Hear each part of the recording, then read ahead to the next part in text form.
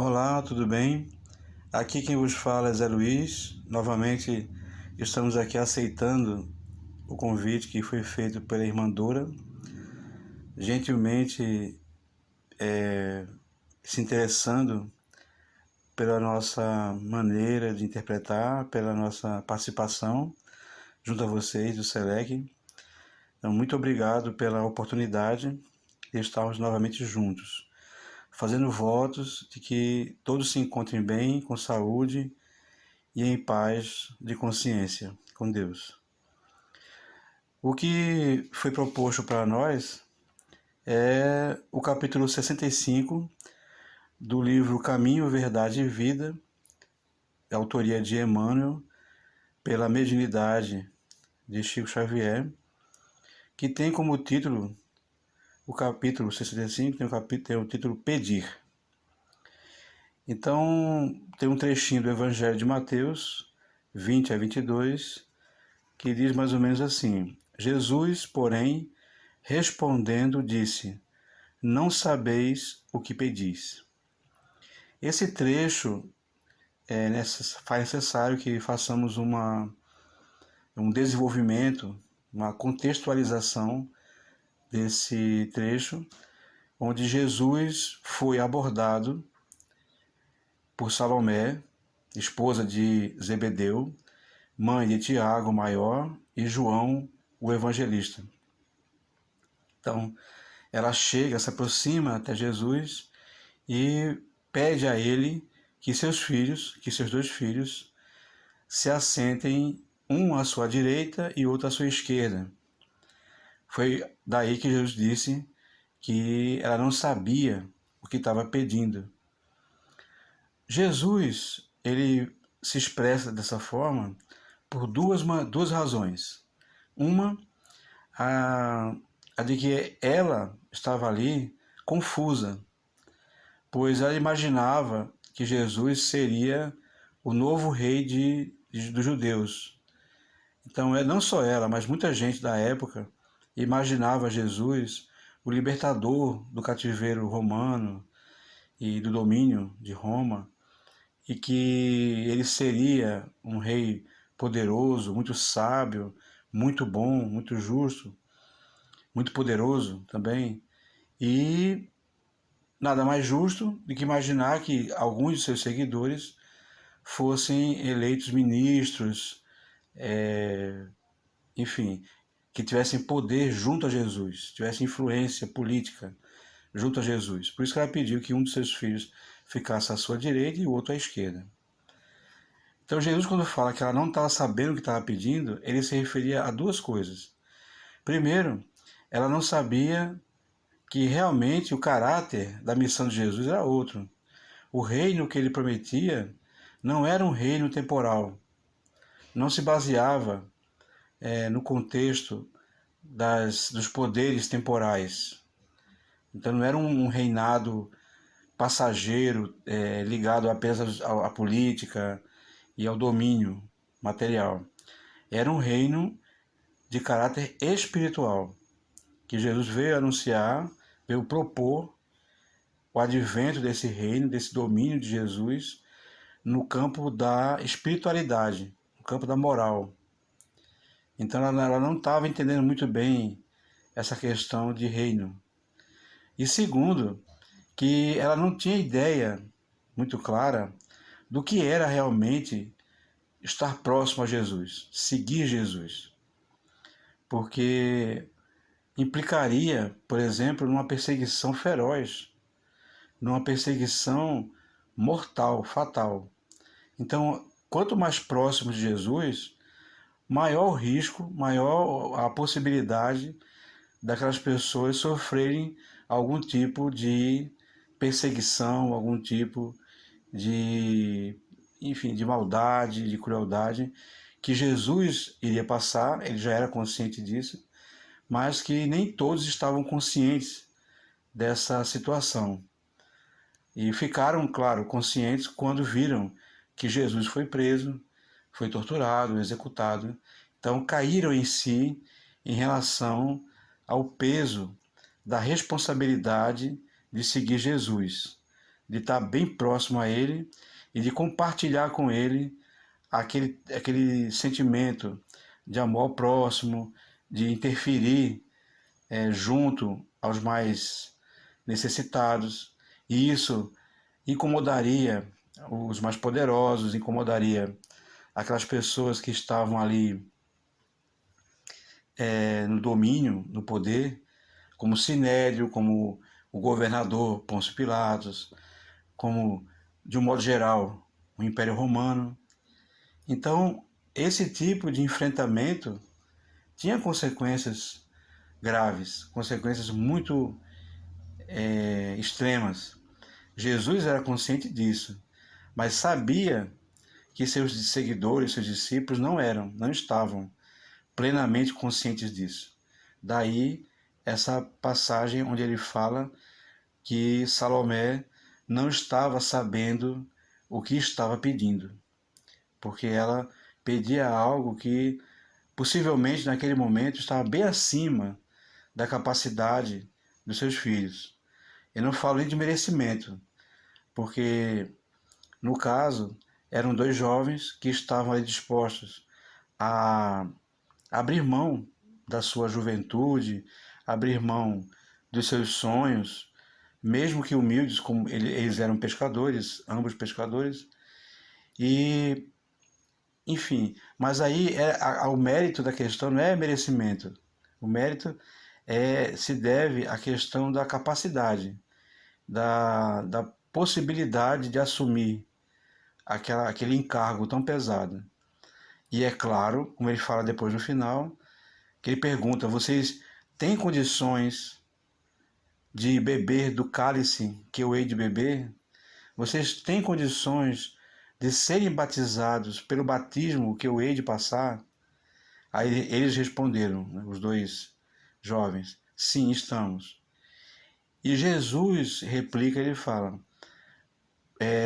possivelmente sim, vocês estão dispostos a passar, mas por enquanto não. Então, essa questão, e ainda fala assim: quem vai definir quem vai ficar à direita ou à esquerda não sou eu. Quem vai definir isso é meu pai, que me enviou.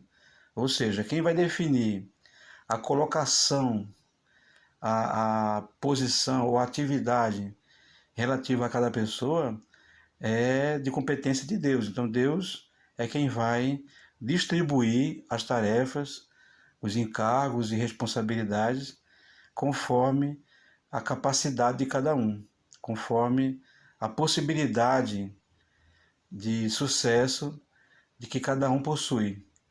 Então, naquele momento, os dois jovens, eles estavam muito entusiasmados com a possibilidade de ascensão social, porque eles imaginavam: se eu estou seguindo Jesus, Jesus vai ser o rei de Israel, o rei dos judeus, e aí, por consequência, nós vamos ser também, vamos estar num cargo de influência, num cargo importante, de destaque. E claro, vamos ganhar dinheiro, vamos ter uma vida mais confortável, eu vou ajudar meus pais, vou ajudar as pessoas que eu gosto.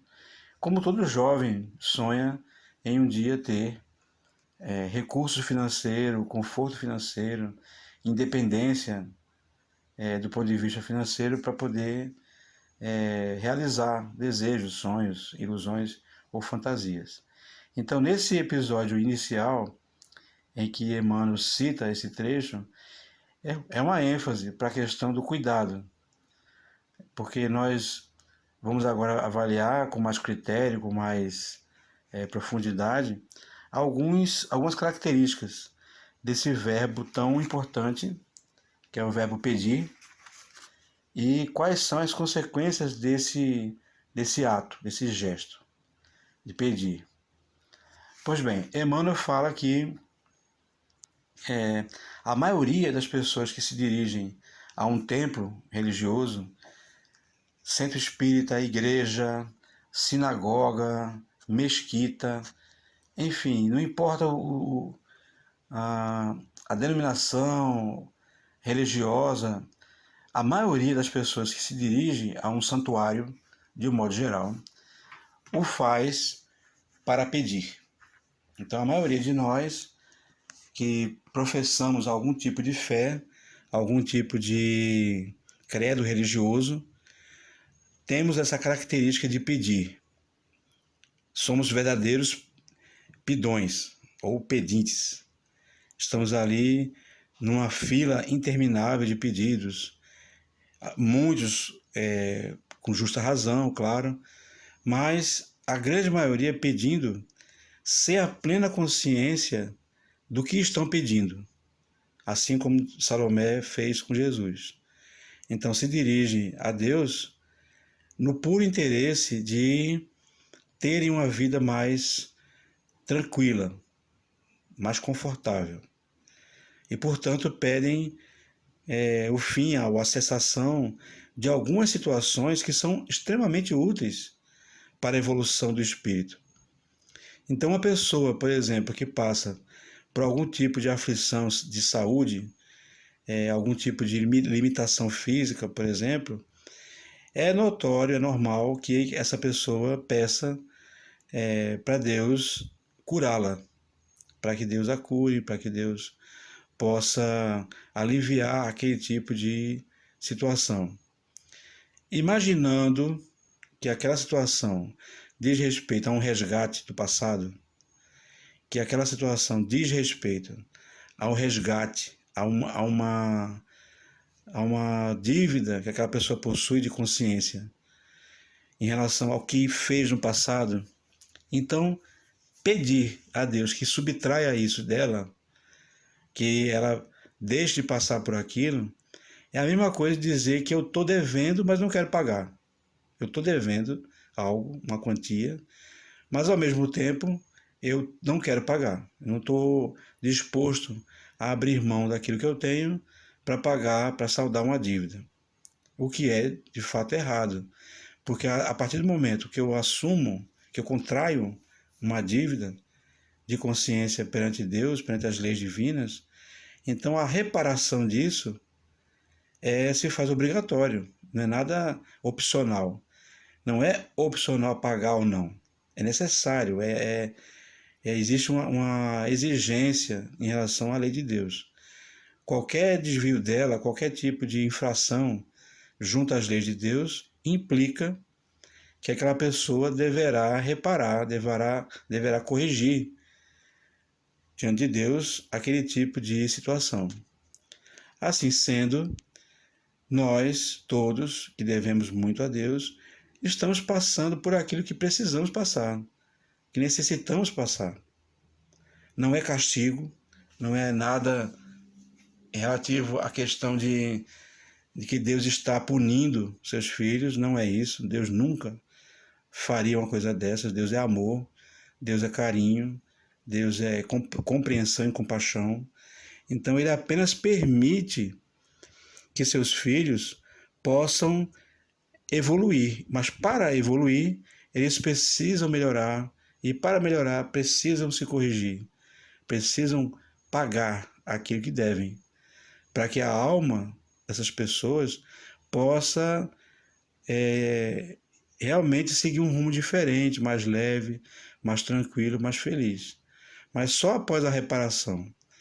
E muitas vezes essa reparação implica na questão de que você tem que passar por uma situação difícil, complicada, desagradável, dolorosa, porque o tratamento, a medicação, são proporcionais à gravidade do problema, da doença.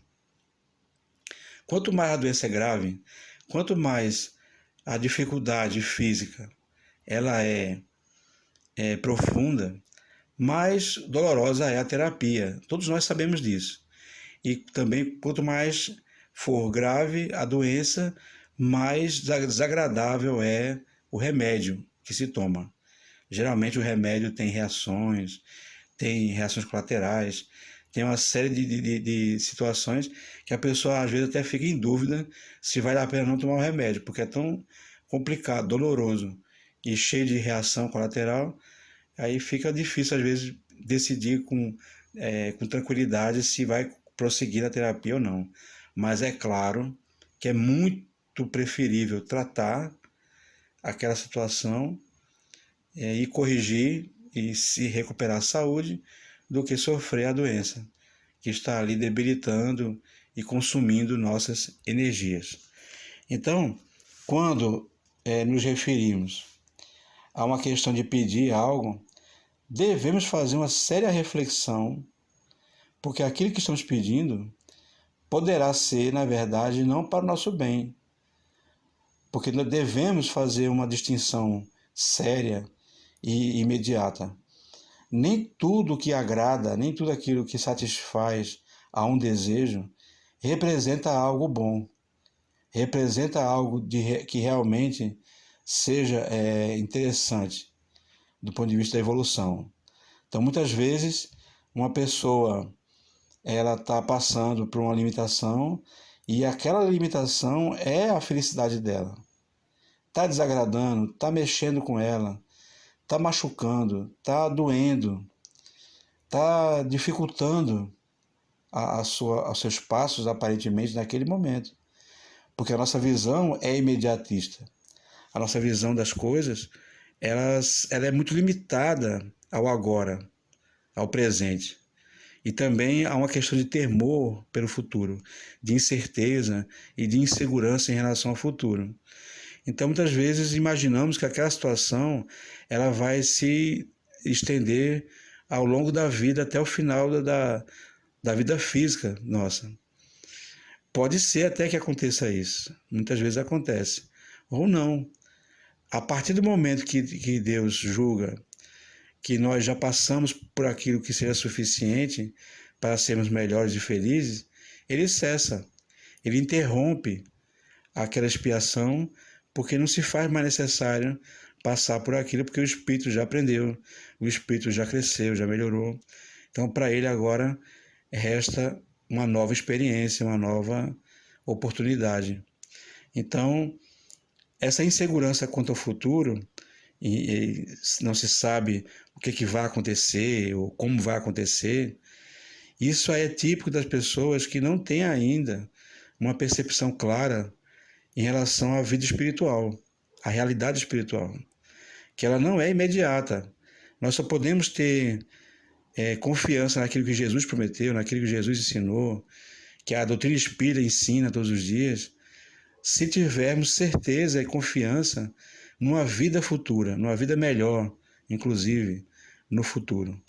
Enquanto estiver em nossa mente a ilusão, a fantasia de que morreu, acabou, que a matéria ela é a finalidade máxima da vida, ou então que depois da morte vamos ficar dormindo, adormecidos em algum lugar, aguardando o juízo final, ou seja lá qual for esse destino que as pessoas às vezes ficam fantasiando. E cabe ao Espiritismo, ou coube ao Espiritismo, esclarecer as pessoas que a morte não é o fim, que a morte ela é uma continuidade da vida e que seguramente é uma transição extremamente oportuna para que nós possamos retornar ao nosso local de origem. Afinal de contas, nós não somos matéria que possui espírito. Nós somos espíritos que possuem corpos materiais como ferramentas de trabalho. Então, a frase, o meu espírito não combina com o seu espírito, ou eu tenho um espírito assim assado, é uma expressão errônea. Nós não temos um espírito, nós somos espíritos. E essa mudança de ponto de vista é fundamental, é estratégica, é muito importante que passemos a imaginar que a nossa realidade ela é muito maior do que nós imaginamos. Que o mundo espiritual não é o local para o qual nós vamos ser condenados a viver depois da morte. Pelo contrário, nós vamos estar livres da matéria, do jugo da matéria. Pensemos o que nós passamos pela matéria.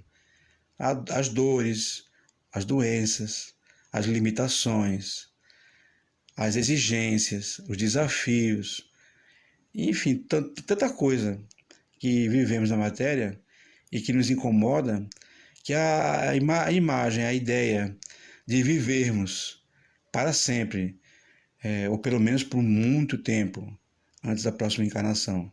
Num local que nada disso exista, que não tenha doenças, velhice, morte, e que você pode viver ali plenamente, trabalhar, estudar, criar, gerar, conviver, desenvolver inteligência, desenvolver as capacidades morais. Quando você imagina isso, essa grande possibilidade de uma vivência no mundo espiritual, do ponto de vista da amplitude que isso dá, então passamos a imaginar a morte não como algo trágico, algo doloroso, algo incômodo, mas a morte como sendo algo muito bom. É claro, não vamos agora fazer apologia à morte como sendo solução das coisas ou antecipar a morte pelo suicídio para que possamos chegar logo no mundo espiritual, o que seria um ato extremamente imprudente e irresponsável em relação à vida e fruto de uma interpretação totalmente equivocada em relação à continuidade da vida. Importa sim que saibamos que haverá uma continuidade, mas tenhamos a certeza que essa continuidade ela representa um momento em que Deus proporciona isso. Ou seja, a morte e a vida, os conceitos de morte e vida, elas pertencem estritamente a Deus. Só ele tem o poder de abreviar ou estender certo período de vida aqui na Terra. Há casos muito importantes, muito interessantes, de pessoas que tiveram sua vida, sua experiência material dilatada a partir de uma necessidade nova que surgiu e de que a pessoa solicitou ter o merecimento de poder concluir aquela obra antes de partir. E Deus concedeu aquele tempo necessário para aquela pessoa desenvolver aquele trabalho, estabelecer o equilíbrio em relação àquilo, inclusive a continuidade, a maneira como a continuidade vai acontecer. E aí aquela pessoa partiu um certo tempo depois, 1 ano, 2 anos depois, de um prazo que já estava, digamos assim, mais ou menos já estabelecido. Então, mas são casos muito raros. Também há casos de abreviatura, né? De abreviação. Aliás, abreviar uma vida por conta de que aquela pessoa não precisa mais passar pela dificuldade de estar encarnada. Então, aquela pessoa ela poderá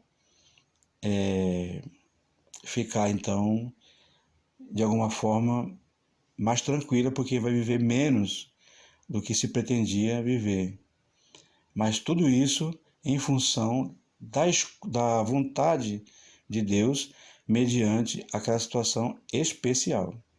Normalmente, as pessoas deverão passar por um período de tempo aqui na Terra mais ou menos proporcional ao que necessita para evoluir. Nesse tocante, abrimos aqui um pequeno parêntese em relação a essa questão de tempo de vida. Falávamos que abreviar ou estender são opções de Deus. Deus é que possui em suas mãos essa possibilidade de nos dar mais ou menos tempo de vida. Mas, de um modo geral, a maioria de nós, pelo modo que vive, pela maneira como se comporta e como encara a vida, a maioria de nós tem retornado à parte espiritual de forma abreviada. Na condição, como André Luiz retornou à parte espiritual, na condição de suicida inconsciente ou de suicida indireto, enfim, queiramos chamar como quisermos, mas entendendo que foi um suicídio não intencional, do ponto de vista que não queria, André Luiz não queria morrer cedo, mas a maneira como ele tratava o corpo dele e também a maneira como ele tratava a própria vida e as pessoas o levaram a viver menos, principalmente a questão do corpo físico, já que ele não possuía uma dieta muito equilibrada, uma dieta muito saudável. E isso comprometeu a sua estrutura física e ele então desencarna prematuramente. Esse desencarne prematuro, que é o suicídio, é comum a muitos de nós. Então, essa vida agitada, estressada, entre aspas, comendo besteira na rua, sem ter uma hora muito disciplinada para repouso, para dormir, para desenvolver atividades ligadas ao espírito, ligadas à fé, que também é muito importante para a saúde mental e saúde física. Então, a maioria de nós, quando retorna à parte espiritual, retorna nessa categoria de suicídio inconsciente, de suicídio involuntário ou indireto. Pois bem, falando nisso, foi só um parênteses, só aproveitando a ideia do assunto, que é importante ser discutido isso, até com mais profundidade depois. Mas voltando às questões do pedir, conforme o capítulo nos fala, vamos agora fazer uma análise em relação ao que pedimos. Roberto Chiniachik, o grande psiquiatra, terapeuta, escritor, palestrante, enfim, personalidade muito conhecida por aqueles que estudam as questões da autoajuda, as questões do desenvolvimento pessoal em relação ao relacionamento interpessoal ou intrapessoal. Então, Roberto Chiniachik, ele fala uma coisa muito interessante. Ele diz assim: cuidado com aquilo que se pede a Deus. Cuidado, porque Deus vai escutar, Deus vai atender. Quando ele fala isso, ele enuncia uma verdade muito profunda e coincide, claro, dentro de um contexto, dentro daquilo que Emmanuel desenvolve no texto desse capítulo. Emmanuel, lá pelo meio do seu texto, ele menciona essa questão de que as pessoas insistem muito perante Deus em coisas que ela pensa que é coisa para o bem dela. Então ela insiste e fica pedindo a Deus e pede muito e fica todo dia pede aquilo, porque imagina que vai ser uma grande felicidade possuir aquilo. Vamos dar um exemplo. Aquela pessoa pede muito conseguir ganhar na Mega Sena.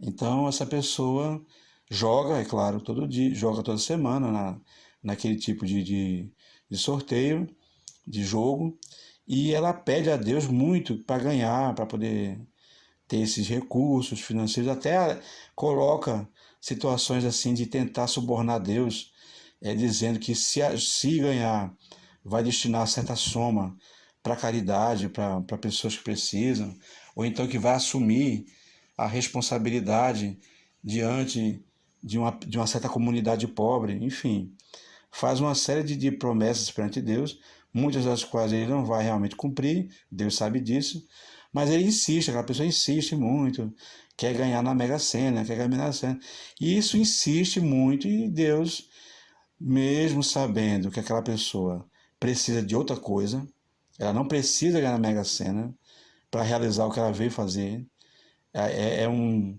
recurso que ela não precisaria ter, porque o que ela precisa fazer e para o que ela precisa fazer, ela já tem os recursos necessários, mas ela não consegue enxergar isso. Ela imagina que tem que ter dinheiro, tem que ter muito recurso financeiro. Então, Deus vai e concede.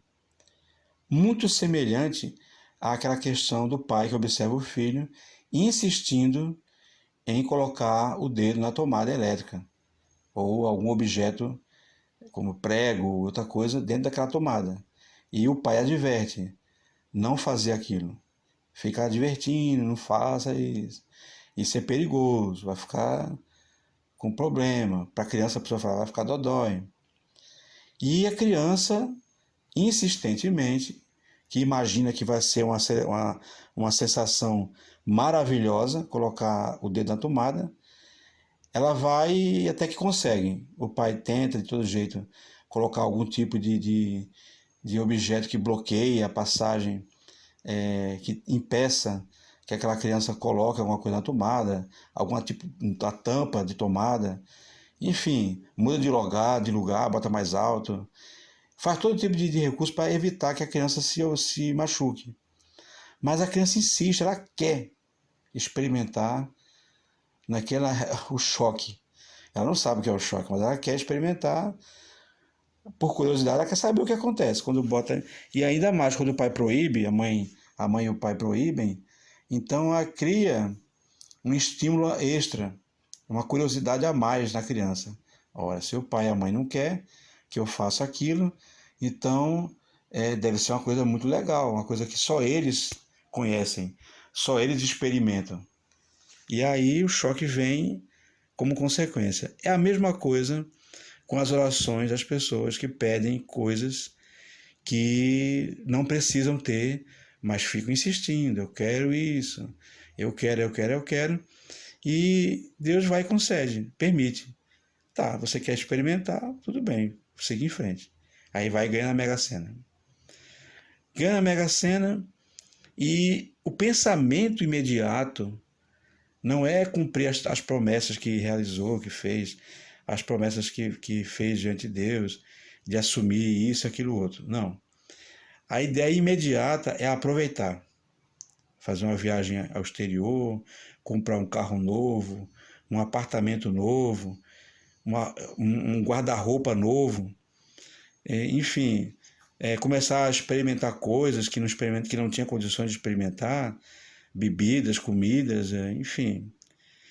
Usar aquele recurso financeiro para o seu prazer pessoal, que era, na verdade, o motivo mais profundo de querer tanto ganhar aquele dinheiro. Agora imaginemos, todos nós chegamos nesse planeta cheio de dívida. A maioria de nós veio carregado de dívida, pesado mesmo. E Deus permite que nós tenhamos aquilo que é necessário para podermos saldar nossas dívidas, saldar nossos compromissos de vida passada. Pois bem, aí inventamos e contraímos uma nova dívida. Por quê? Porque esse valor que ganhamos nesse sorteio, mesmo que pareça ser um prêmio, que pareça ser algo, uma bênção, uma dádiva de Deus, é na verdade uma dívida gigantesca com a sociedade. Uma sociedade pobre, onde muita gente passa fome, muita gente não tem onde dormir, não tem onde comer, não tem uma vida humana digna, decente. Então vivemos numa sociedade desse tipo, onde predomina a dor, a fome, a angústia. E aí uma pessoa que possui tanto recurso, tanto dinheiro, milhões e milhões daquela moeda daquele país, então aquela pessoa que tem que dinheiro é bom, é útil, é uma ferramenta muito importante no desenvolvimento social, econômico, político, moral até, mas dinheiro é apenas uma ferramenta que algumas pessoas possuem, outras não, num volume que pensam que deve ser, que mereçam ter. Então, aquela pessoa que ganhou aquele prêmio, ela assumiu diante de Deus uma dívida imensa, uma dívida gigantesca, e que ela não tem ideia dos compromissos que ela passou a assumir porque tem aquele recurso. Porque ela jamais vai poder dizer que não tinha como ajudar. O mais sensato vai ser admitir que não quis ajudar, não se lembrou das pessoas só em si. Ou seja, predominou o egoísmo. Então, aquela pessoa que pede tanto, ter acesso àquele bem, aquele patrimônio financeiro, ela não tem muito bem consciência do que está pedindo, não. Porque ela pede algo que está muito acima daquilo que ela precisava. Ou seja, ela vai partir para os excessos e o desperdício de recursos, de tempo, que são coisas valiosíssimas em nossas vidas. Valiosíssimas. Então, a pessoa tem aquilo que precisa. Esse é o ponto fundamental da nossa lógica de como encarar a vida aqui na Terra. Existe muito disso, não sabemos muito bem quem foi que articulou esse pensamento que vamos falar agora. Mas é um pensamento muito sábio, muito importante, que fala que nós não temos tudo aquilo que queríamos ter, que desejamos ter. Mas se faz necessário valorizar e agradecer e amar de todas as suas formas aquilo que já temos. Então, eu posso não ter tudo aquilo que eu desejo, que eu amo, que eu deveria, que eu queria muito ter. Mas eu devo amar, eu devo gostar, eu devo tratar muito bem dos recursos que eu possuo. Porque são os recursos que eu preciso ter para desenvolver minha tarefa aqui na Terra. Caso contrário, eu já teria acesso a esse tipo de recurso antes. Quantas pessoas nascem em berço de ouro, como as pessoas dizem? Quantas pessoas já nascem herdeiras de grandes fortunas? É à toa? Não. Essa pessoa é escolhida, ela tem privilégios diante de Deus? Também não. Ela simplesmente nasceu na condição que ela precisava nascer, diferentemente de alguém que nasce na rua, que já nasce moradora de rua, em situação de rua. Isso eu estou falando do mundo todo, não estou falando só do Brasil. Então, muitas situações pelo mundo inteiro, em todos os continentes, em todos os países, acontece isso. Aquela pessoa nasceu na mais profunda indigência, na mais profunda pobreza. Ela nasceu na rua. Seus pais já não tinham mais nada quando ela nasceu. Ela nasceu filha de uma situação extremamente dolorosa, que é a miséria financeira. Então, mas essa pessoa está sendo castigada, ela nasceu nessa condição porque ela é muito ruim, ela fez muita coisa má na vida passada? Não. Não necessariamente. Aquela pessoa poderá estar passando pela angústia, da penúria, de não ter nada, não ter uma casa, não ter uma roupa, não ter acesso à comida todo dia, essas coisas. Mas ela está passando por aquilo, não é porque ela é má, ou porque é uma pessoa que fez muita coisa ruim em outra vida, não. Muitas vezes ela precisa passar por aquilo, ela pediu até para passar por aquilo, como testemunho de fé, para demonstração da capacidade de até onde o Espírito é capaz de ir. Falamos nisso porque, em certo momento, lá no Evangelho, vemos a passagem em que os discípulos, muito curiosos, perguntam a Jesus, diante de um menino cego, de uma criança cega, então os apóstolos perguntam a Jesus, quem teria errado, quem teria pecado? Aquela criança cega ou seus pais, para que ela nascesse cega? Lembrando que os judeus, eles possuem crença na reencarnação com o nome de ressurreição. Mas eles tinham a consciência da possibilidade de retorno, de alguém que já tinha vivido e morreu e vai nascer de novo. Então eles tinham uma ideia precária, uma ideia muito limitada, mas eles já tinham uma ideia mais ou menos, ou tem ainda, né, claro, uma ideia sobre reencarnação com outro nome, outro aspecto, outra visão, mas já tinha uma ideia mais ou menos assim, uma ideia superficial, inicial, primária sobre isso. Então Jesus fala que nem foram os pais daquela criança e nem tampouco ela própria que errou. Ninguém errou. Aquele nascimento ali, ele fala, ela nasceu assim para testemunhar as glórias de Deus, para dar testemunho das grandezas de Deus. Quando ele fala assim, ele expressa que aquele espírito pediu para nascer naquela condição limitadíssima, numa condição desafiadora, para demonstrar aos homens a grandeza de Deus através da sua vitória, da demonstração de fé, de força de vontade, de inteligência, de capacidade, demonstrando que aquela limitação não é impeditivo para que ela possa ser feliz, para que ela possa realizar coisas aqui na Terra. Um exemplo mesmo. E isso acontece todos os dias até hoje. Muitos são e vivem nessas condições limitadas para dar testemunho. Vamos dar um exemplo agora, muito famoso, conhecido dentro do movimento espírita, de Jerônimo Mendonça, o chamado famoso o gigante deitado. Então, Jerônimo Mendonça, ele até seus 9, 10 anos de idade, teve uma vida, digamos que normal, uma vida comum, de uma criança comum, lá em Minas Gerais, e ele começou a desenvolver sintomas de atrofiamento, de atrofia dos seus órgãos, dos seus membros, começando pelas pernas. Ele começou a ter dificuldade para andar, dificuldade para se mexer, depois foi perdendo o movimento dentro da perna, foi para a cadeira de rodas, antes começou com muletas, depois já não eram mais suficientes, foi para a cadeira de rodas, isso foi se agravando até que ele ficou numa cama, deitado num leito, onde ficou por mais de 30 anos. Ficou nessa cama.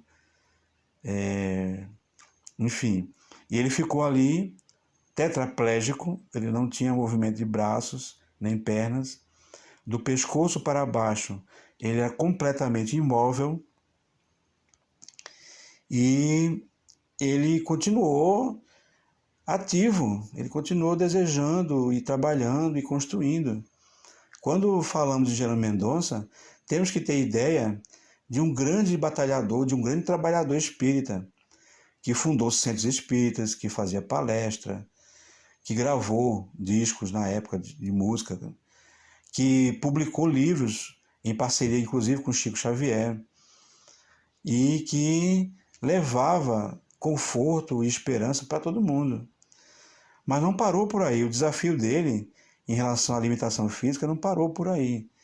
Ele desenvolveu um problema de angina, um problema seríssimo de coração, que provocava tremores nele, um descontrole físico muito grande, muito forte, dores no peito extremas, que obrigaram, na época, a terapia, a sugestão terapêutica dos médicos foi colocar um saco de areia pesado, com mais de 30 quilos, sobre o seu peito, para que ele pudesse controlar as convulsões, fora os medicamentos que ele tomava. Além disso, ele também sofria de hemorragias, então ele perdia sangue, ora pelo nariz, pelos ouvidos, pela própria boca, pelos poros. Então, em muitas ocasiões, ele foi socorrido com essas hemorragias intensas, que eram frequentes. Vez ou outra ele perdia sangue. Mais à frente, já faltando uns 10 anos para ele desencarnar, ele perde a visão. Então, além de ser tetraplégico, cardiopata, e ele também ficou cego. Então ele ficou numa limitação muito interessante. E ele fala sobre isso, as biografias dele comentam, e também as imagens, quem quiser ter acesso a mais informações sobre ele, tem no YouTube, tem em várias redes sociais, trechos ou palestras inteiras do gigante deitado, porque para onde ele ia com o seu leito, com a sua cama. E por isso que ele foi dito como gigante deitado, porque mesmo deitado ele era um ser extremamente produtivo, de uma mente muito ativa, muito criativa. Enfim, ele demonstrou que as limitações físicas dele não impediriam a sua tarefa, o seu caminho, a sua missão aqui na Terra, aquilo que ele abraçou como objetivo. Pelo contrário, envolvido em tanta dor, em tanta dificuldade, ele se via portador de uma grande dádiva de Deus, que era a alegria. Ele não sentia tristeza, ele não enxergava Ele não se via como coitado, como vítima de algo, um sofredor, alguém que... Não, não. Ele encarava a sua vida de forma positiva, sempre otimista, sempre alegre, sempre feliz. Quem o surpreendia, quem se aproximava dele, sempre tinha a sensação de que estava diante de uma pessoa muito feliz. E de fato era muito feliz. Agora imaginemos uma pessoa que para tudo, dependia dos outros. Para se alimentar, para se higienizar, para virar-se da cama. Uma vez um repórter perguntou a ele o que ele mais assim, sonhava ter. Qual seria o grande desejo da vida dele. Então ele não falou voltar a enxergar, voltar a se mexer. Não, ele só disse isso, que ele, se pudesse algum dia, que ele nunca pôde depois disso, mas se ele pudesse ter o merecimento de poder se virar na cama sozinho, se mexer na cama sozinho, só isso. Ele não pedia mais nada do que isso. Mas ele falou isso rindo, mas ele era consciente que não ia acontecer, que naquela existência dele, ele iria até o fim daquela forma, completamente imóvel, completamente limitado à sua cama. Então colocamos o exemplo de Jerônimo Mendonça para situar a questão do pedir. Muitas vezes a pessoa está envolvida numa coisa até mais simples do que essa e se incomoda muito e fica querendo abrir mão daquilo, quer se livrar daquela situação, quando na verdade ela está vivendo uma grande oportunidade de crescimento. Falamos isso no começo. Estamos apenas reforçando. O que acontece muitas vezes é que aquela pessoa que ganha o famoso, entre aspas, prêmio da Mega Sena, ela se envolve no tédio, no ócio, e isso gera infelicidade, gera uma questão de legiões de falsos amigos interesseiros que vão se aproximar da pessoa porque ela está rica, porque ela tem recurso financeiro, e isso dá a ela, ela cria em torno dela uma aura de atração de pessoas ambiciosas e interesseiras. Isso é mais do que esperado. Os famosos falsos amigos, que estão ali apenas e puramente porque aquela pessoa poderá dar a elas algum tipo de vantagem financeira. Só isso. Mas queremos concluir essa série de interpretações, inclusive sugerindo que leiam esse capítulo. Ele não é grande, ele é um capítulo relativamente pequeno, mas muito importante para a nossa compreensão, porque nós temos em nossas mãos, a vida é uma dádiva, é uma oportunidade muito importante. Valorizemos isso. Ao invés de estarmos pedindo por coisas muito fúteis, muito ligadas à matéria, à satisfação, à vaidade, pensemos em pedir para que Deus nos esclareça, nos dê compreensão em relação ao que passamos, nos inspire em relação à utilidade dos recursos que já possuímos, de inspirar o coração, a mente das pessoas que são ricas. Elas já têm recurso e elas podem fazer alguma coisa, se não estão fazendo. Então, para que essas pessoas se sensibilizem diante de tanta miséria, de tanta fome, de tanta limitação. E que nós, por nossa vez, não limitemos a nossa ação porque não temos o recurso financeiro necessário. Muita coisa pode ser feita que não demanda nenhum tipo de recurso financeiro.